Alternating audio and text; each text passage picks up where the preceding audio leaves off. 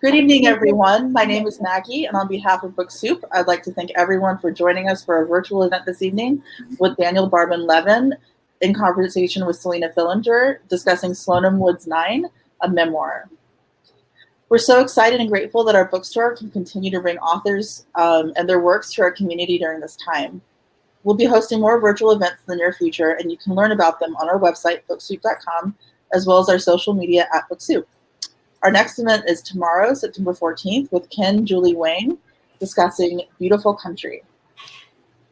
Support our bookstore and our authors and purchase a copy of tonight's featured book. Just click on the green purchase button that reads Slonim Woods 9 directly below the viewer screen. The link will redirect you to our website where you can continue your checkout process. We're selling digital audiobooks and ebooks through Lugro FM and Kobo for those who are interested. If you'd like to ask a question during the event, please click on the Ask a Question box at the bottom of the screen and type it in. Please do not use the sidebar chat to ask a question. So now a little more about our presenters. Daniel holds an MFA in poetry from the University of California, Irvine, where he taught creative writing and rhetoric, and a bachelor's degree from Sarah Lawrence College. He is the winner of the Stanley and Evelyn Lipkin Prize for Poetry, the Lynn Garnier Memorial Award, and is the recipient of fellowships from the Frost Place Tent, the Sarah Lawrence Summer Seminar for Writers, and the Community of Writers at Squaw Valley. His writing has appeared in Provincetown Arts, Bat City Review, the Sarah Lawrence Review, the Westchester Review, the Offbeat, the Fourth River, and the Bennington Review. Selina is an LA-based playwright and author. Her play Something Clean, originally commissioned by Sideshow Theater's Freshness Initiative, wow, say that 5 times fast, had its first world premiere at the Roundabout Underground in New York, and she is the 2019 recipient of the Lawrence Hatcher Foundation Award. Without further ado, I'm going to turn the camera over to Daniel and Selina. Thank you. Hi. Hello. Thank you for that intro. And thank you everyone for being here. And thank you, Daniel, for asking me to do this. I'm really honored to be here. Before we get into it, I just want to let everyone who's listening know that we will be discussing a lot of sensitive subjects like abuse, trauma. I'm going to try to steer it as much as possible towards like craft and writing. And I encourage all of you in your questions to do the same and go that direction with it. But I just wanted to give everyone a heads up before we dive in. But before we start talking about it, would you mind reading a passage, Daniel? No, not at all. Hi, everyone. This is what the book looks like. I should have. I got it. This is marked. I'm going to try and be in the beautiful dappled light as much as possible for drama. Okay. I'm just going to read a little section, just a couple pages from the beginning. When sophomore year began, I stood on the second floor landing of Slonim Woods 9, looked down on our living room and thought, this is perfect. The floor was a strange gray beige tile broken in places. The walls were all exposed brick. Next year, my junior year, I would study abroad. By some fluke, I had gotten into a school out in the English countryside, a concept so inconceivable to me that I wouldn't think about it until it happened. But for now, I had everything I could possibly want. Our windows looked out on a cliff and trees, the curated nature of Sarah Lawrence. I still didn't know Talia and Isabella all that well, but I was living with friends, people I loved, people who were full of energy, people who were complicated but kind, people who liked to do the same things I like to do, like play Super Smash Brothers on my GameCube and throw parties and dance on the coffee table. We did all of these things as the year began. Then Talia gathered us in the living room to tell us that her dad was getting out of jail. By coincidence, Talia and I had attended the same high school back in New Jersey. She was a few years older than me, so we'd never crossed paths. What I didn't know but would learn later on, was that she hadn't finished high school. When her parents divorced, Talia's mom, who according to Talia was evil and abusive, had stolen Talia's younger sister, Ava, and devoted all of her energy to destroying Talia's dad, Larry. Larry, we'd learned, was an incredible human being. He'd been a Marine and then spent years working for the Defense Intelligence Agency. He'd been a liaison for Mikhail Gorbachev when he visited the United States. He'd helped negotiate the end of the Kosovo War and had a letter to prove it, thanking him for his invaluable contribution. He'd become close friends with Bernie Kerik, the police commissioner of New York, and was the best man at Kerik's wedding.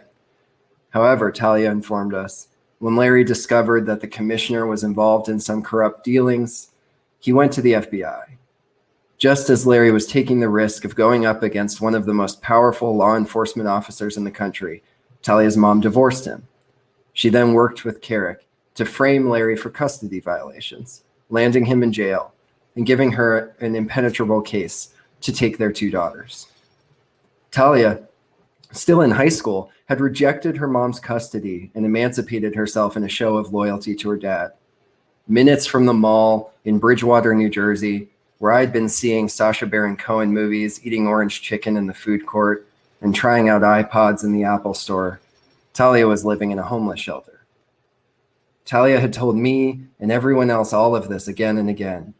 If you sat with her in the living room, if you tried to grab a plate from the kitchen cabinet while she was cooking, if she cornered you in the hallway outside the bathroom, whenever we might interact with her, it was like a lecture series on Larry and Talia's misfortune that you hadn't signed up for. I blamed myself for my own discomfort around her. If I was a better, less selfish person like Isabella and Santos, I would have sat down to listen more often. But it was undeniable. Talia was a hero. Larry was a hero. And now he was getting out. Talia's dad arrived in the morning, and he wasn't alone. The front door of Slonim Woods 9 opened to a landing, then up a few steps, and you were in the wide open living room. We knew he was coming. It was Talia's big day, years of waiting, building to this, the return of her father. As usual, most of us were strewn around the living room while some were at class or seeing friends. I happened to be coming down from upstairs when the door opened. He looked small at first. Maybe it was because he was standing in the entryway. Maybe it was the backpack strapped to his back, which in some ways made him look like a school kid. He was round, I noticed, his head gleaming like a tan cue ball. As he stamped up the steps with friends filing in behind him, his daughter rushed across the room and jumped into him, pressing herself into his chest. One of the men stepped forward and introduced himself as Lee Chen. Lee had a long black ponytail reaching down the back of his dark suit. Behind him, an older man who seemed gruff, but whose eyes watered as he introduced himself as a detective and an old friend of Larry's. Bringing up the rear was a Bon in his 20s, tan and sharp-edged, who Larry referred to as a fellow Marine. These men made a point of shaking each of our hands in a sort of procession as Talia disappeared further into her father's thick arms, almost invisible in his embrace. Isabella hovered to the side. She was leaning against the wall, tall and thin, looking down, her dark brown hair falling in front of her pale face, her angular jaw, her icy eyes. She could have been anywhere, sitting in her parents' trailer in San Antonio, tuning out a philosophy class down the hill, perched on a stool, in a bar, somewhere on the Lower East Side, waiting for someone to buy her a drink. Larry unwrapped an arm and reached out, gently squeezing Isabella's shoulder. "Thank you," he said, "for being a friend to Tal when she needed you." He turned to the rest of us, moving Talia to his side. She looked like an extension of him, something growing out of his hip. "Thank you to all of you for looking out for my daughter this past year." Everyone was silent, unprepared for this moment. Most of us had barely paid attention to Talia, beyond knowing that this reunion was all she'd been talking about for over a year. How are you supposed to react to something like this? A family separated unjustly and now reunited after years? We'd all chosen willingly to leave our parents, to come to this imaginary world, to study subjects we'd never heard of, and to live for the first time exclusively with people our age. We couldn't imagine being separated from our families against our wills. We couldn't understand how such a thing was even possible. Larry had an arm around Talia and Isabella now. They were still standing barely inside the room, bordered by the men who had delivered him to our door. "Now, let me make you all some real food," he said, grinning. They're all clapping. Yeah. Can't see them, but they're all clapping. Thank you. Thank you for reading it. It was wild to, after having read it, to go back to the beginning and like hear that part again, because I don't know, the way it's written, you really don't see it coming. Like you have this sense of foreboding, but I think you do such a good job of like setting up this like uneasy, but everything is supposed to be fine, you know, and you get that sort of feeling. I'm just gonna dive right in with some of the things that I was curious about when I was reading it. I read it in like 48 hours, like very, very fast. And it was really interesting because like the first half of the book, I forgot that it was you, that it was like my friend and my neighbor who I know really well. And then when I started to remember it was you, it was like very scary and very disturbing, especially because I was remembering it as we were getting to the more intense parts. I guess I was wondering what it is like to construct a character when the character is you, but it's you at a very different time in your life.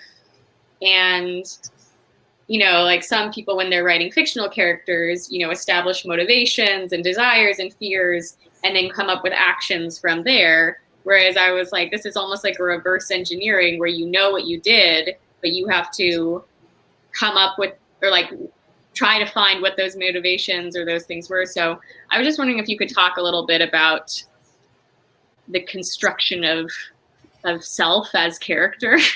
Totally. Yeah, I mean, my background is in writing poetry, right? And I always thought of poetry as a way of trying to articulate the inarticulable interior experiences, right? And the process of trying to remember trauma, you know, is a process of sense impressions, right? Accessing just feeling. For me, this is emotional memory, right? So what I wanted to do, and I should also add, all of this is wrapped in a desperation I felt to be understood. So that was sort of the gas in the engine, just like, just please understand. So what was the fear? What were you afraid would be misunderstood? Everything. I think that this is a pretty well documented experience for people who are survivors of abuse, of sexual assault. You know, and not to mention that in this particular instance, whether or not it was intentional, the experience was made to be so absurd that the whole time I felt like if I try to explain, I can't explain a piece of this, I need to explain all of it. And if I do, surely it won't make any sense to anyone. So could I walk someone through A to Z such that they would believe the extremity of the Z? And part of that, as you hear in what I read in the very beginning, was trying to get people to understand. It was like a series of small problems. How can I make people understand how it felt acceptable for this man to be on the campus? In order to solve that problem, I need to make people feel how I felt. And that I know how to do from poetry. So it's just a series of me doing what I would do in a poem, which is just explain how it felt to be in that building, how it felt to be on that campus, how it felt to be 19, how it felt to have these friends, how it felt for this man to arrive.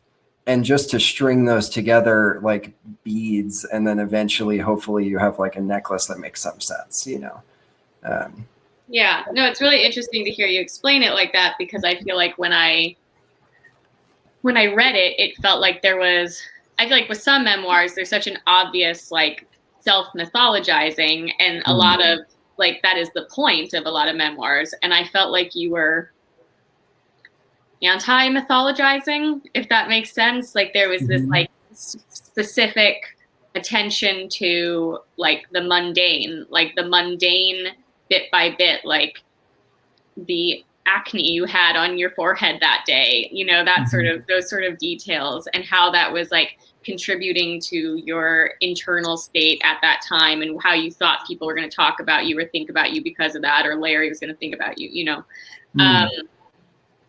I guess when it comes, I know from talking to you how sensitive you were to the fact about like wanting to not romanticize and not mythologize. Of course, when you're like having to write yourself into something, there is always like, that is inherent a little bit to the form. How did you go about balancing that? Yeah, I mean, so first of all, the cults are treated as so inhuman, so extreme, that when we hear about them, they become cultural moments, right? It's like history, it's Manson and it's Jim Jones and all these things. And that sort of the as you say, the mythologizing of this type of experience was such that when it was happening to me, I couldn't see myself in that myth, right? Like what I was experiencing wasn't a cult. It was just every day by day. I was, waking up and I was doing whatever I was doing that day. It just happened that it was living in an apartment with my friend's dad. And maybe that day, someone was going to get interrogated for 8 hours, but you just justify everything to yourself over and over. So I felt so strongly that I wanted it to feel relatable as a human experience, and to try to blur these sort of boundaries we put around the idea of a cult, because I think the word is very poorly defined in our culture, and to talk more about the human day-by-day dynamics so that people could understand this in terms of more recognizable things. Like it's an addiction in a certain way, but to a person, it's an abusive romantic relationship, but it isn't, it's all of these things. And it's also its own thing. Yeah, I mean, when you first told me about the book and said you're like, I think it was like, I didn't know you very long, and it was at some park and we were sitting around a group of people, and you kind of evasively were like, it's sort of about my very upsetting experience of being in a cult. And I was like, oh, and I had a very different expectations of what that book was going to be about. Because I have a warped, idea of it. And you defined it a little bit about how you see it now. I guess the other thing that stuck out to me was it just felt like, any time that there is like a group of people and an ideology is like so flattening that everyone sort of becomes homogenous. That was how I started to come to understand it. Through reading it. It was really interesting. Which leads me to another question I had. I feel like one of the main themes of the book, and to me it felt like the main theme of the book, it was masculinity and the modern man, and like in a society that pathologizes cis men who are sensitive, who are gentle, who want intimacy, who are not interested in casual sex. You start the book, it's very clear that you have internalized that messaging and already have this like extreme sense of something being wrong with you and your masculinity. And then Larry walks in and he is the embodiment of everything that you were told a man should be. And there's this one part, it's in the first time that you meet him. I just wanted to read a couple lines. Well, you met him the first time you're one-on-one in a coffee shop. And you write, I brought the half and half back to the table, and as he took it, the edges of our hands touched. His fingers were so thick, the handle of the carafe practically disappeared. He poured pale mushroom clouds into both of our coffees until they turned the color of his skin, an almost too perfect tan. Then he took a big gulp of coffee. It struck me, somehow, as a manly way of drinking. And then lower down, you say, I crossed my legs, then checked, covertly I hoped, how he was sitting, both feet flat on the floor, legs uncrossed. I uncrossed my legs. So I just think it's like really interesting because we just see it so early there, the way that this is like acting on you. And I guess I was wondering, like, when you set out to tell this story, did you know that was a theme, that was what this story was about, or was that something that developed as you were writing it? Yeah, no, I felt pretty conscious of it. You know, where the story begins, I had gone to Sarah Lawrence, a notoriously liberal and experimental school. I came from a fairly conservative part of New Jersey.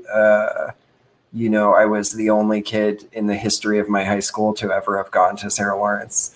And I was doing what I think you're supposed to be doing in college, especially in a liberal arts college, which is like questioning and exploring. But I was at the beginning of that process, and questioning is scary, you know, because you don't know if there's an answer at the other end. And especially when the questions are about your identity, you know, and I was so desperate for answers. And I think what you see in those passages you read is that I was desperate for a model, you know. Yeah. And this guy came along and said, you don't have to feel, you know, what I was experiencing as anxiety, just basically like not knowing how I was supposed to feel. And he said, you don't have to have these questions anymore because I have answers, you know, and they're actually quite simple answers. And it's, you know, I know what your sexuality is. You're straight. I can tell, trust me. I know what it is to be a man. I can teach you and it'll make your life better. You know, stop wondering. And that's intoxicating, you know, I hope that people can relate to the feeling, even though it sounds so absurd when you're stable, but, you know, to just want to give up some control and just have someone else tell you what to do, you know? And just like, it's very tempting, especially when you're 19 and you're away from your parents and this guy who's a dad comes along and he's like, come back into the fold. And all your friends are like, it's real good in here. You know, and then you step into the limousine that's been idling outside after you were talking to him for 6 hours in a cafe, and suddenly you're in a cult. It's a literal limousine for people listening. Like it's an actual limousine. If you haven't read it. I was wondering if that figured into how you structured, if gender and like not being too binary here, but if gender and feminine structure, masculine structure, I know some writers think about their work in that way, but if that was something you thought about. I don't think so. I mean, I wasn't consciously thinking about that. I was just trying to be honest and accurate to both how I saw the world at the time and how I see it now. You know, so I mean, honestly, I don't even really know those terms well enough in terms of literature, but I was having an emotional internal experience, and that's what I depicted, and I tried to do it straightforwardly. And I felt the way that I often feel in the world, as if I was constantly coming up against confusing, hard edges and a world that didn't agree with the way that I experienced it, or that I didn't really see other people who were like me. So nothing quite felt like it made sense, you know? And so I just tried to write that. Yeah. I was thinking about how fraught it would be also to write this, which I think is like a really beautiful and nuanced, and I don't think I've ever seen sort of a contemplation on masculinity that is like contemporary, that is in this way. And I was like, you know, the literary world, like contemplations of masculinity it's like riddled with like really fraught and really toxic examples. And so I was like, it must have been so hard because you don't have a ton of memoirs or examples of like men grappling with, you know, these things in that way. Were there any memoirs or things that you modeled or looked to or turned to? I wish I should have a good answer for that, because I should be holding up other people's memoirs. But I was using, I trusted sentences, you know. I love and have since I was very young novels and poetry. And so I used the motor of the novel and just to get from the end of one sentence to the beginning of the next sentence. And that's how I wrote the book. And I tried to be as accurate as possible to my experience, but I wanted to write a book that I wanted to read. I mean, it's hard for me to read this book because of the content, but you know, I hope that it is beautiful, you know? And yeah. If you don't have things that people always tell you to read stuff, and I'm like, I find it so stressful because when I'm reading something that's similar, quote unquote, to what I'm writing, I'm like, well, they're doing it better. Like, it's so stressful. Yeah. I was afraid of what it would do. You know, of course, there's like Tara Westover, you know, Educated is like a great example that made room, I felt, for a book like this to exist, and made the case for, you know, my editor that that they should take it on, you know. Oh, interesting. That sort of thing. But yeah, you know, I was like reading like Michael Chabon's Mysteries of Pittsburgh, which is like, you know, a coming of age story about a young man in college discovering his sexuality and that he's gay. And like those sentences made this book possible, you know? Yeah. Yeah. I mean, that's also, I would love to know, yeah, like poetry, things that helped you in a literary sense, but also things that helped your soul as you're writing it. Because I know as like a friend that this has cost you a lot on so many levels, like emotionally, physically, interpersonally, with all sorts of people in your life, because that's the other thing. All these people are still alive, your family, all these people are out in the world. And so things that have helped you write this, things that have helped you heal. Yeah, I mean, for healing, maybe there's a lot of incredibly brave poetry. And I felt as if, like you talked about how it feels like maybe there aren't a lot of other tender examples in literature of men grappling with masculinity in a way that doesn't feel so incredibly uncomfortable. And I wasn't seeing a lot of other examples, although they do exist, but I wasn't seeing a lot of other examples of books that felt like they defined the experience of being in a cult in a way that I recognized. And so I felt as if I was trying to say a word that had never been said before.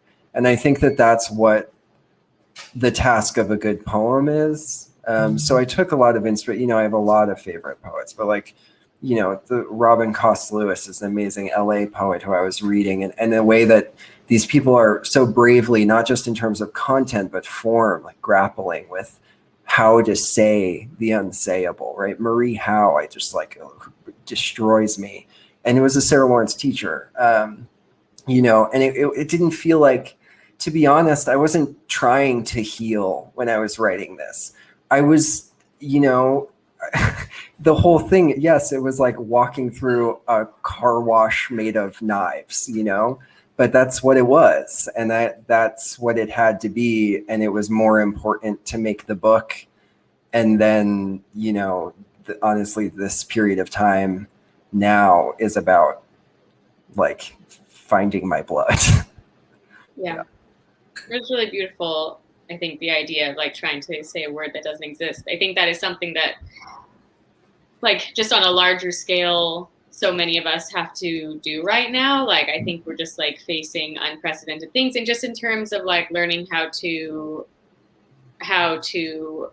be good models for ourselves. We don't have many models for like how to be like good in today's world, like how to be good for the world, to how to be in right relationship to each other. I think that's just like a really beautiful idea of sort of struggling towards that. You talked about this a little bit, but I wanted to, I feel like there's been a bunch of memoirs recently that are sort of like genre bending type thing. We have like Argonauts, we have Undying, like things that sort of contextualize like they combine theory and history and personal experience. I feel like much has been said about the state of the novel. I would love to hear you talk about the state of the memoir and where you chose to sort of go traditional and where you felt like you were subverting. Because there are some parts where I feel, some of my favorite parts, you sort of break form. Mm-hmm. There's like this incredible chapter that really sticks out to me, which is when it is just Larry speaking to you. And mm-hmm. you are not described in any way, but all of your actions and everything are clear by what he is saying to you. And his voice is so clear and like scary. And that's like a very cool break in form. But I was wondering how you decided when to do that. And yeah, I mean, I felt very insecure writing this book because I'd only written poetry before. And so if every decision like that, it felt like a question of what I could get away with. And my editor would say it's okay, because the book was already, it felt like a big kind of a risk for them. So, I had to prove from the outset that I could even write a book, that I could write a cohesive narrative, that I could string sentences together and not sound chaotic. It was because you were a poet or because of the content? Both, but I think mainly, I think there's some earned distrust for poets, and but yeah, I think that I was completely untested, is what I'm trying to say. Yeah. Yeah. And that's a big bet for a publisher and an editor to make. Whereas like Maggie Nelson with the Argonauts, she's got a little bit to, there's a bit of clout to go on. When I was trying to figure out how I could both prove that I was capable of a traditional prose memoir and do the type of experimentation I wanted to do, I was really turning to more like autofiction, so still in that middle between memoir and experimental prose or poetry, but perhaps a little closer to the sort of novel side. But like someone like Sheila Heti was hugely influential, and that's someone who's using the sort of recognizability of the form of a novel or a memoir while also twisting it, and turning it. And that's what I really wanted to do.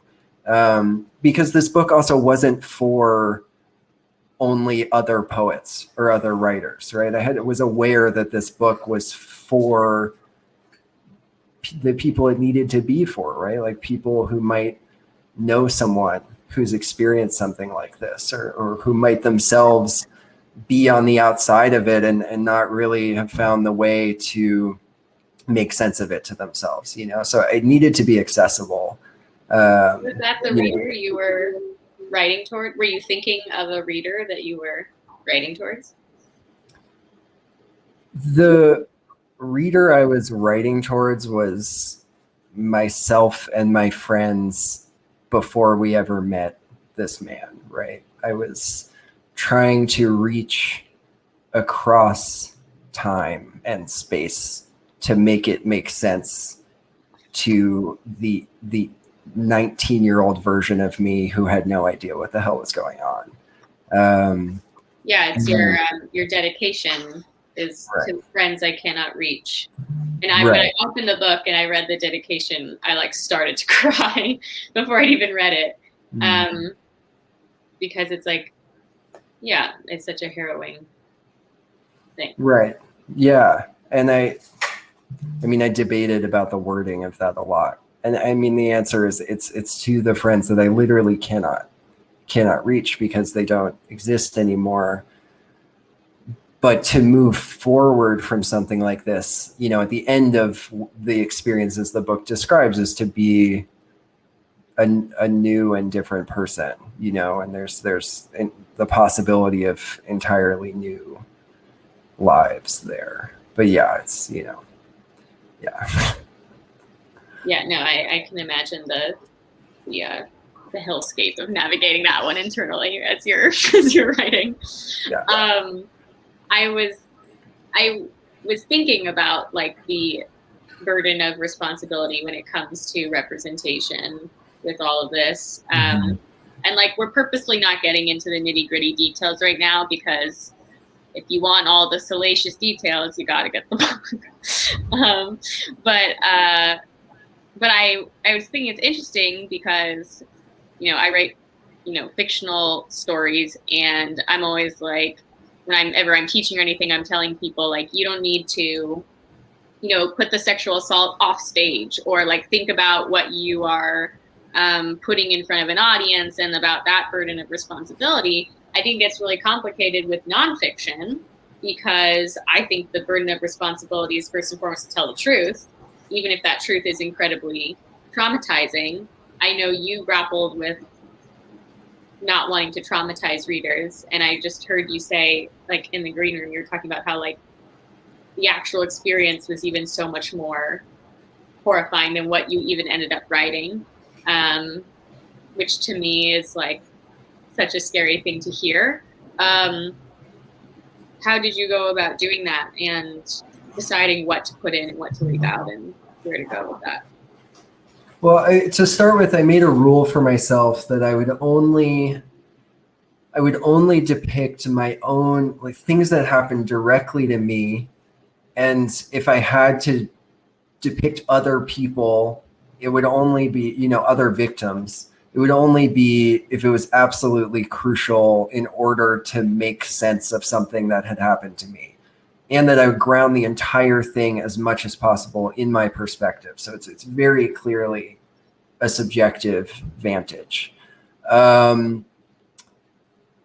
I mean, I was trying to balance my need to be understood and my desire that this book would expand the empathy of a reader with a desire to protect people. I don't want to replicate or continue damage, right? So that was a challenge and a tightrope. Yeah, and when you're writing from real life, it's like you have a mountain and you have to chisel it down.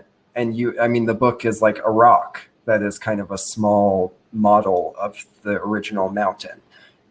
Many of the things, you know, when you talk about like depicting sexual assault, it was a question of what's okay for the audience and also what can I bear, and how do I make this not feel exploitative, because I can't stand that. And so, you know, I describe it once, you know, and I could have gone on or gone further, but I went to the point where I could handle it and then backed away, and hopefully implied, you know, that this was an ongoing thing. I tried to give people like one example without just sort of hammering them. So the book is kind of a list of, in some ways, of things that were going on pretty often, each depicted like one time and then left. Yeah. Well, I think you sort of help with tone as well, which I don't even know how you did this, but I felt like it was a thing that kept you like turning the page, because it starts feeling like almost like this noir thing. It's like, ooh, he's on this campus and like, what's going to happen? And then it starts to feel like true crimey, like, and then you're like in it, and it is like this like very kind of like shocking realism happening in front of you. And so there's like this tonal shift that eases you in, so that like by the time you're sort of describing the first graphic event, you are sort of emotionally primed. You know that it's coming. And then, so I don't know, it was like this remarkable thing to me, because I felt like you were pretty like subtle and kept a lot of like very graphic stuff off stage, off page, while still like making you just want to like keep turning the page. Do you have advice? Sorry, I'm sitting in this massive chair. My feet don't touch the ground, so that's why I'm so shifty right now. Do you have any advice for other writers in terms of writing about trauma and grief, or healing and closure? I let you go either way. And then after that, we can see if there's any questions that people have. Yeah. I mean, ask yourself why you're doing it and make sure you know, because I just was holding on the whole time to really specific goals going into this. And, when you talk about the way that the tone sort of progresses over time, all of that I was just trying to trust that my perspective, not even that it was valid, but that it was real, and just to depict it. And it ended up being accurate. It sounds like the reader is drawn in the way that I was drawn in. Part of me is concerned for what I will write next, because I don't know how multiple people have told me that it is a page turner and everyone reads it like in one night. And I don't know how that happened, or why it is a page turner. But yeah, I mean, you protect yourself, and you need to really know what you're doing and why you're doing it, so that it's worth it. Because it is dangerous, and I'm lucky that I've gotten a lot of space, in part because of this book, to survive the process of writing this book, but it's that would be the big piece of advice, is like, give yourself a big break. If you are writing about trauma, it's a very difficult job, and you need an immense amount of time to just live your life. Yeah. Thank you for talking about all this with me. Yeah, thanks so much. I care a lot about you, and I care a lot about this book, and I'm very glad to be here.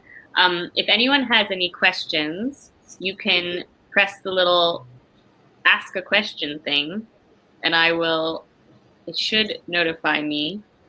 And it doesn't look like there's any yet, but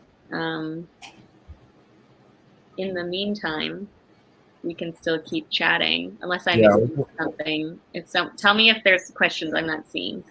Yeah, I would imagine it would be pretty intimidating to ask a question in this forum.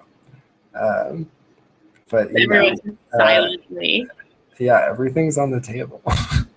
I should also add, I do want to add, like, I think we're making it sound incredibly heavy, and there is a lot of really difficult content, but also, like, you got out, and you are one of the most, like, grounded, well-adjusted people I know, and so it's a very happy ending in that respect. And I do think of it as like a coming-of-age story in this, like, very twisted way, and the ending was so you want to, like, jump up and cheer because you're like, yes, go live your life, you're free. So if anyone's feeling like really daunted by hearing us discuss all of this, like, grief, just know that it's okay. Daniel's okay. Yeah, totally. I mean, that was part of what I was trying to figure out too. And I get that for other people, it can feel really challenging, especially the parts that are getting into some of the abuse and stuff. But I was also trying to just, like, use my voice. So to me, there were a lot of experiences that were, like, absurd to the point of being almost funny, which might be strange to say, but certainly when I'm talking about just the strangeness of like Sarah Lawrence and, you know, this like liberal arts schools and what it's like to like be in New York as a young person and, you know, all these things. I was trying to make it like it's odd how it's possible to live your life and have the strangest thing in the world happening to you when you like go home, but you're also just like a person, you know? Yeah, so I don't know. I hoped it wouldn't be like too brutal until it needed to be. But yeah, I don't know. Yeah. Do you feel like people from all aspects of your life, that time, previously, after, are they all reading this? Are you having conversations with people from your life about this? Yeah, that's a hard question to answer because the nature of those conversations varies wildly. Yeah. You don't have to get into it if you don't want to. No, I mean, I will say that like part of why I wrote this book in the first place, or why I have been writing anything since I was a child, was just like it's an act of communication, you know? And the story that I have to tell is difficult, perhaps, to swallow, but I need to put it out there in order to be in the world, you know? It's just me trying to dissolve the barrier between myself and what I've lived through and everyone else. So those conversations are, you know, part as a writer, and the 13-year-old in me is like, well, I wrote my poems and now you've read the poems, so we don't have to talk anymore. But of course, people want to clarify. So you know, there's conversations to be had. Well, I remember when I read it the first time, I texted you and was like, wow, like I loved your book. And then I was like, is it weird when your friends tell you that they love your book about like the most upsetting, traumatizing abuse of your life? And you're like, yeah, it's weird, you know, but like, I'm glad you liked it. Yeah, I mean, I'd rather, it would be worse if you just like didn't talk to me again, which is kind of the thing I'm afraid of. We do have a question from Rebecca Kirschbaum. It was, do you remember the first pages you wrote, and were they grounded in scene, or were they just notes to yourself, or were they poems? So I have a very bad poem that I brought into workshop in grad school that I have written other things here and there, but it was the first time I was like, I'm going to explain this, what happened, and try to depict it. And it's the poem, it doesn't work, you know, but it's many pages and it reads almost like a table of contents of this book. I just hit all the, you know, these are the big things I remember. And in some ways that poem was proof to me that I needed to really, you know, that poetry was a way of hiding, in fact, and that I should try to really tell the story and explain it. And it turned out the form it needed was prose. And then when I was starting to write prose, my inclination was I'll just write the most difficult stuff first. And I think a lot of, I assume, I don't know what you think, Selina, but I'm sure that's an impulse for a lot of kind of writers at the beginning of writing, is I'll just like write the hottest thing, you know, by which I mean like the highest intensity thing. And then people will care or something. You know, that's just like, that's like the part you have to like, it's the elephant in the room. Right. Yes. You just got to move that out so that like there you can breathe. Yeah. Exactly. Yeah. So I wrote this, the first prose I wrote of this book was the most intense scene of abuse that comes, you know, in the last quarter of the book or something. And, you know, at that point was trying to figure out if this was a book and showed it to the person who would become my agent. And he was like, maybe it's a book. Yeah. So, you know, and then I started at the beginning. And I think that partially you can see in the writing I'm like figuring out how to write a book as I write it. And I think somehow that contributes to the sense of like, it starts to fall into place, and it does draw you in, I think. Yeah. This is slightly to the side of craft. And so if you don't want to go here, you can sidestep. Mm-hmm. But I was just wondering if there were like aspects of that time that you have held on to. There's like a few that I am thinking of, like you do woodworking now. And when I read it, that was like your first experience with any kind of woodworking was under Larry, right? And then like I know that you still do the push-ups that he like, assigned you to do. Like, sorry. My exercise routine. And I was just wondering, like, I know that you held on to certain things, and that was interesting to me. And I was wondering if there were other things like that, because it seems from my understanding that you have like, redone so much of yourself. That was interesting to me that you held on to some of those things, Yeah, I mean, so part of recovering from this experience was trying to figure out how to draw straight. I thought for a long time that there was this kind of hole that had been blown in the sort of the narrative of my life, and I needed to figure out how to build a bridge across the gap. And it turned out that was wrong. The gap was like filled with a bunch of trash, but there was also like some good stuff in there. And I had to navigate the question of, how did I survive? And did I, for a while, I thought that I had sort of grown in certain ways because of my abuser.